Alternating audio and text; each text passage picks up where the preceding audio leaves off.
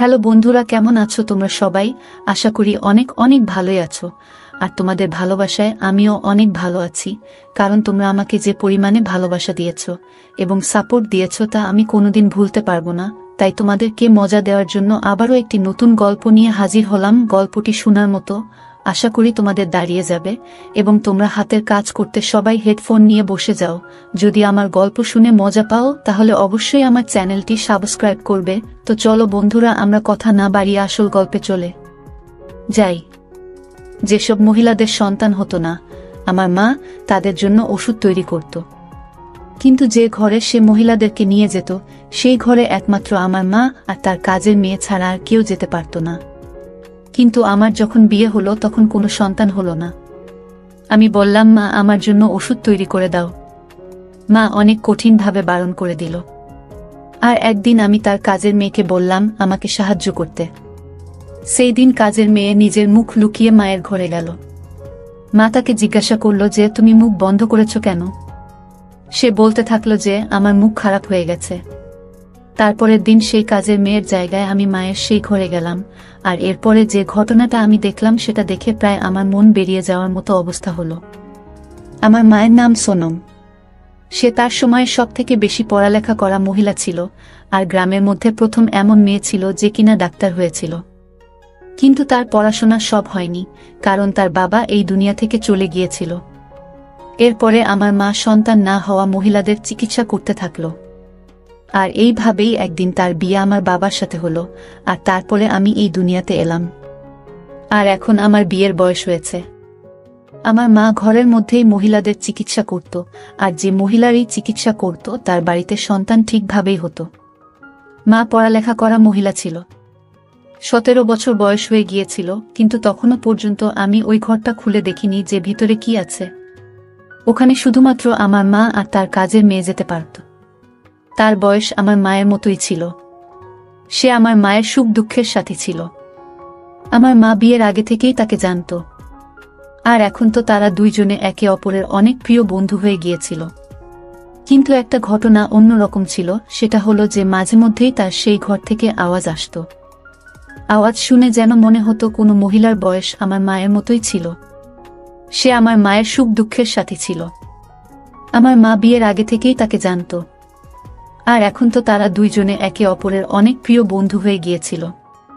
কিন্তু একটা ঘটনা অদ্ভুত ছিল, সেটা হলো যে মাঝে মধ্যেই তার সেই ঘর থেকে আওয়াজ আসত। আওয়াজ শুনে যেন মনে হতো কোনো মহিলার সন্তান হচ্ছে সেই সময়। কিন্তু এখানে তো মহিলার কোনো সন্তান হতো না, তাহলে আওয়াজ কেন আসত? আমি ঘরে যাওয়ার অনেক চেষ্টাও করেছিলাম, কিন্তু মা কখনো আমাকে ঘরের ভিতরে নিয়ে যায়নি, আর আমার বাবাকেও নিয়ে যেত না ঘরে। আমার বাবার মুখ তো আমার মা টাকা দিয়ে বন্ধ করে রেখেছিল, কেননা আমাদের ঘরে অনেক টাকা আসতো।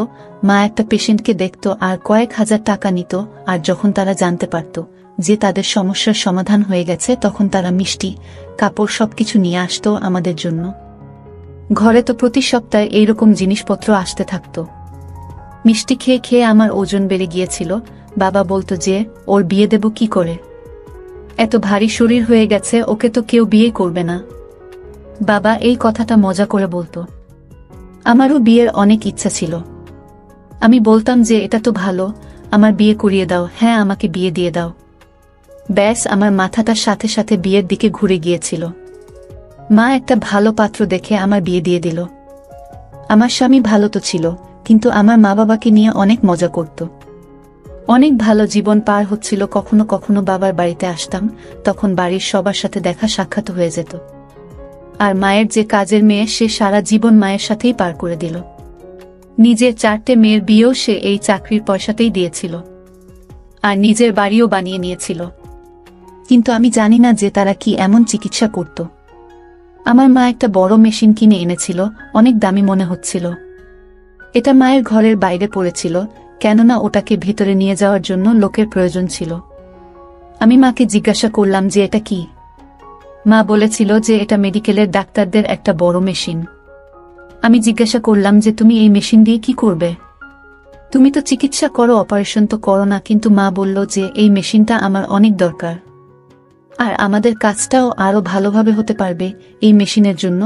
আমি বললাম যে তুমি এত পয়সা রোজগার করে কি করবে? অনেক তো করলে মা, এবার তুমি একটু আরাম করো। মা বলতে থাকলো, পয়সা ছাড়া জীবন কি হয়? পয়সা তো এমন জিনিস যেটা প্রতিদিন প্রয়োজন হয়। আমার শ্বশুরবাড়িতে আমার স্বামীর বোনের সন্তান হচ্ছিল না। সেই বিষয়ে যখন আমি জানতে পারলাম, আমি বললাম যে আমার মা এই পৃথিবীর সকল জায়গায় চিকিৎসা করে বেড়াচ্ছে। তোমারও করে দেবে, কিন্তু চিকিৎসা অনেক দামি, চিকিৎসায় অনেক খরচ হয়। আমাদের থেকে তো পয়সা নিও না। আমরা তো তোমাদের আর শ্বশুর বাড়ির আত্মীয় হই, আমরা তো তোমাদের সম্পর্কে কেউ হই। যখন কিনা সে আমাদের কেউ ছিল না, সে তো ছিল দূর সম্পর্কের, আমার স্বামীর বোন ছিল। কিন্তু আমার শাশুড়ি বলেছিল যে তোমার মাকে বলো যে এর চিকিৎসা ফ্রিতে করে দিতে, কেননা মেয়ের শ্বশুর বাড়ির ব্যাপার তো। আর এখন ব্যাপারটা আমার শ্বশুর বাড়িরই হয়ে গিয়েছিল, কারণ এই প্রথমবার আমার শাশুড়ি আমাকে কোনো কথা বলেছিল বা আমাকে কোনো কাজ করতে বলেছিল। আমি যখন মাকে বললাম তখন মা বলল যে তুমি কি পাগল হয়ে গেছো, জানো কত পয়সা খরচ হয় এই চিকিৎসার? আমি মাকে বললাম যে কোনো ব্যাপারে পয়সা খরচ হয়, শুধুমাত্র ওষুধ দিতে হয় তো। চুপ করে দিয়ে দাও, এটা তো আমার মান সম্মানের প্রশ্ন। এখানে মা অন্য রকম একটা কথা বলল। মা আমাকে বলল, এইভাবেও কিন্তু তোমার মান সম্মান নষ্ট হতে পারে।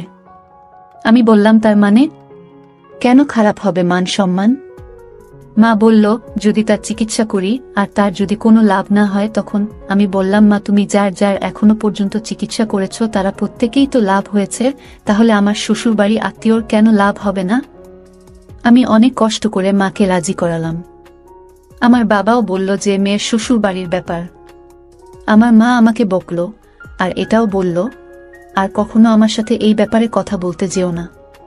যদি তুমি নিজের পেশেন্ট নিয়ে আমার কাছে চিকিৎসার জন্য আসতে থাকো তো আমি একদম চিকিৎসা করব না। আমি বললে আমাকে মা বকল। বাবা যখন বলল, মা রাজি হয়ে গেল চিকিৎসা করতে। আমি বাবাকে বললাম, মা তো আমার কোনো কথাই শুনল না।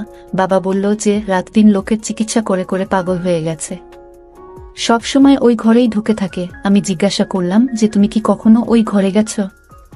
বাবা তখন বলতে থাকলো, যখন ওই ঘরটা তৈরি হচ্ছিল তখন আমি গিয়েছিলাম, তারপর থেকে আর যাইনি, কিছুই নেই ওই ঘরে।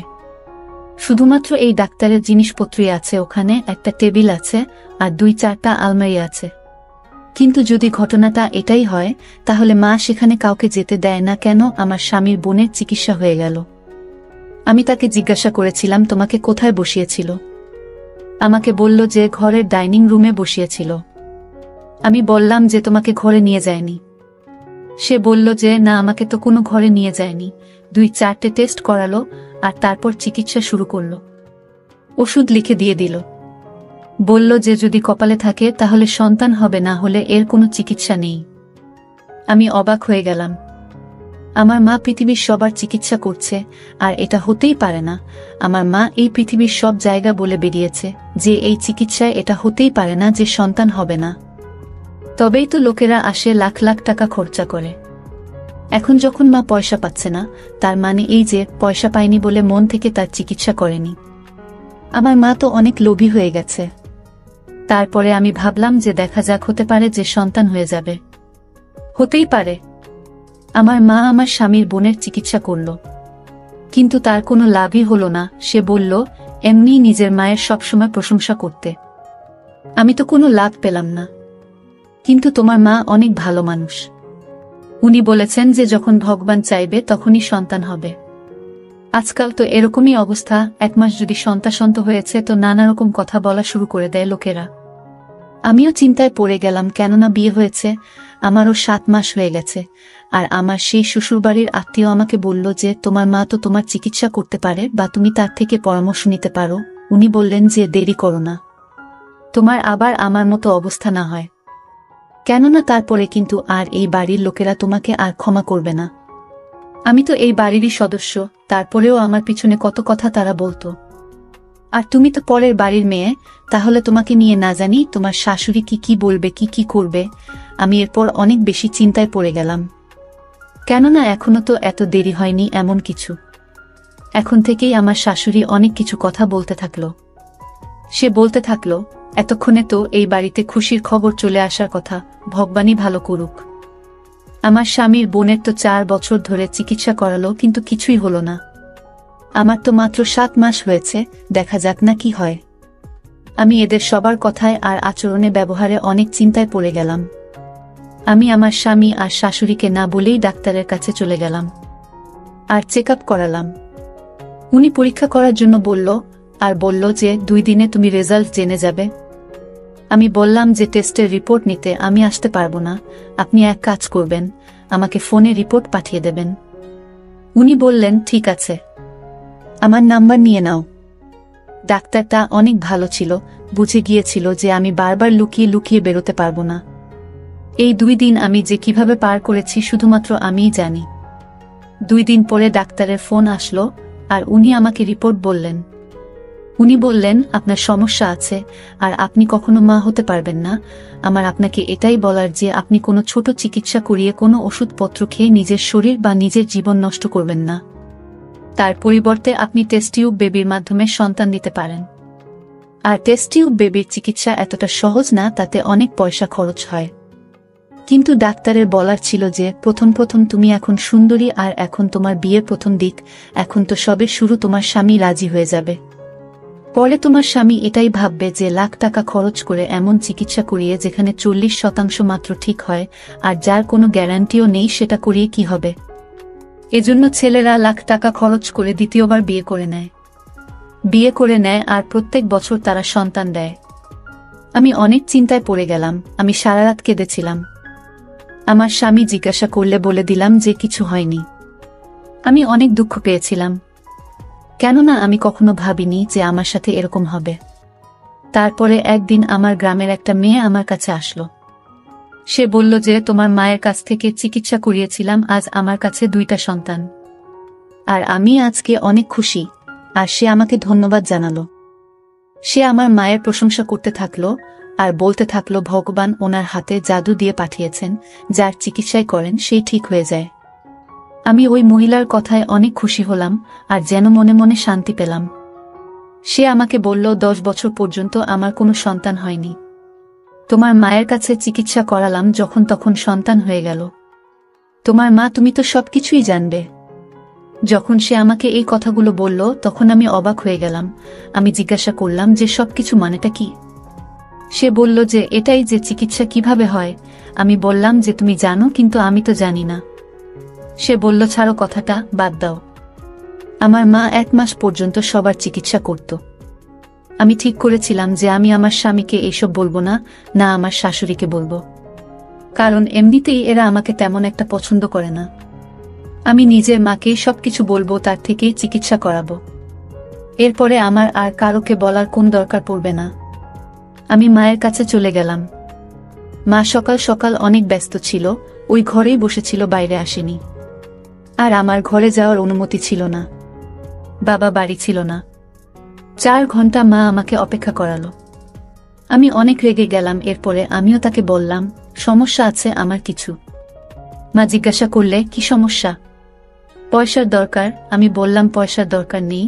আর এরপর তাকে বললাম যে আমাকে ডাক্তার কি বলেছে, আর এরপর তাকে রিপোর্ট দেখালাম, ডাক্তার যেটা আমাকে ফোন করে বলেছিল।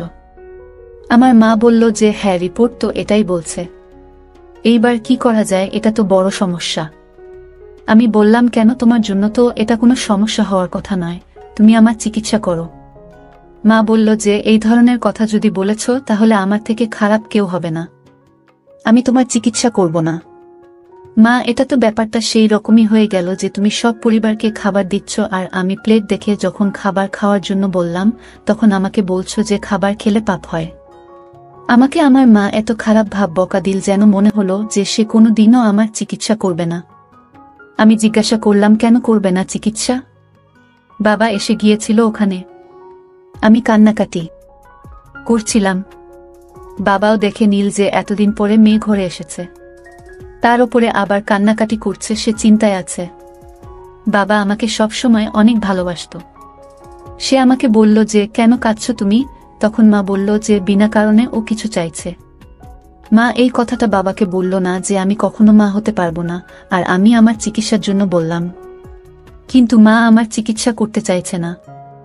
একে তো ভুল করেছে মা, তার উপরে আবার মিথ্যে কথাও বলছে। বাবা বলল যে কেন চিন্তা করছো, আমি তো আছি, আর যেটা তোমার দরকার আমি তোমাকে এনে দেব। আমি তোমার জন্য চা বানিয়ে দিচ্ছি।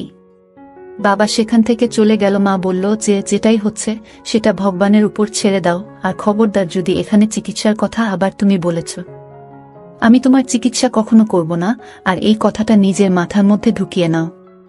আমি আমার বাড়িতে চলে এলাম আর ভাবলাম যে আমাকে মা কেন এরকম বলল। প্রথমত আমাকে তো মায়ের ঘরে যেতে দিত না। যখন আমি আমার বন্ধুকে তার কাছে পাঠিয়েছিলাম তখন মা তাকে ওই ঘরে নিয়ে যায়নি, আর তার চিকিৎসাও করেনি। তখন আমার মায়ের কিছুই যায় আসেনি, আর আজকে যখন আমি বিপদে পড়েছি তখন আমারও চিকিৎসা করতে চাইছে না। কোনো একটা কিছু তো আছেই। আমার মা মিথ্যে কথা বলতো, মানুষের চিকিৎসা সে করত না, আর যদি সে মিথ্যে কথাই বলতো তাহলে তার কাছে এত মানুষ কেন পয়সা খরচ করে চিকিৎসা করাতে আসতো? কেন আমার বা আমার বন্ধুর চিকিৎসা করতে চাইছে না, যখন কিনা পৃথিবীর সব মানুষকে সে চিকিৎসা করছে? এইবার আমার শেষ আশা আমার মায়ের কাজের মেয়ে ছিল। সেও আমাকে যাবার সময় দেখে নিয়েছিল। পরের দিন আমাকে ফোন করে জিজ্ঞাসা করল, তোমার কি সমস্যা হয়েছিল, তুমি কেন কাঁদছিলে? সেও আমাকে মায়ের মতো করেই লালন পালন করেছিল ছোট থেকে। আমার খেয়াল রাখত। মা তো সারাদিন নিজের কাজে ব্যস্ত থাকত। আমি তাকে সবকিছু বলে দিলাম। আমি তার ঘরে গেলাম, আমি বললাম আমাকে সাহায্য করো। সে বলল যে আমি তোমাকে সাহায্য করব না, কারণ এই কাজটা আমার ভুল মনে হয়। আমি বললাম যে তার মানে? সে বলল যে তার মানে আমি তোমাকে বলবো না। তারপরের দিন সে মায়ের কাছে মুখ বন্ধ করে চলে গেল।